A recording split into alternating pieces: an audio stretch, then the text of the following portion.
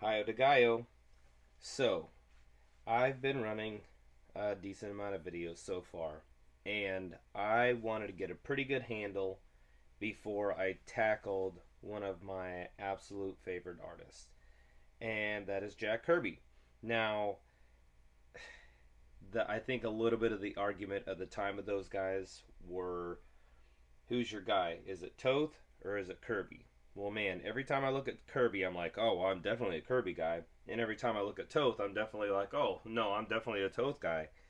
And I guess maybe the thing that might tip it a little bit for Kirby is if we look at this comic right here, and I just have a handful of them, I'll probably end up going through each of them individually because they're all so amazing. So you could just see the energy on the page here. There's a fight scene. There's a flamey flame in a dynamic flying deal across there. The thing is smashing up rocks.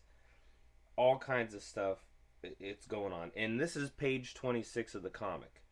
And this is also in Kirby's late 70s period where basically he's had all of his hopes and dreams crushed. He worked for Marvel for a long time, leaves Marvel, and it's such a hard experience for him that he sees the toys of the whole universe he's created in stores, and it breaks his heart. He can't even go into those stores, and so he leaves Marvel, goes to DC for a while. He creates an amazing universe, and a couple issues in, DC's like, no, no, no, just draw the funny, just draw the funny stuff. And they basically dumbed down his story that he was told he was going to have complete control of, goes back to Marvel, and is still throwing amazing heat. So that work ethic piece is something that is a huge deal to me. So we see it in these pages, just super dynamic stuff. Again, not a lot of time on it, just some snapshots here. Let's look at another one. Again, this is page 22. Huge fight scene. There's this. I think they're fighting some of these. Obviously morphing monsters. It's a morph animation. That he takes the time to do. Explosions, his Kirby crackle all over the place. City scenes.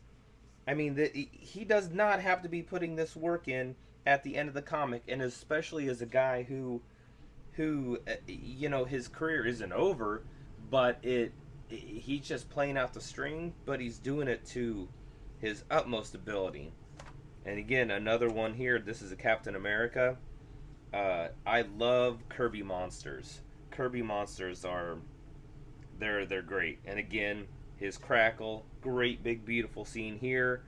This is also out of any of the comics. I love how he does depth and perspective.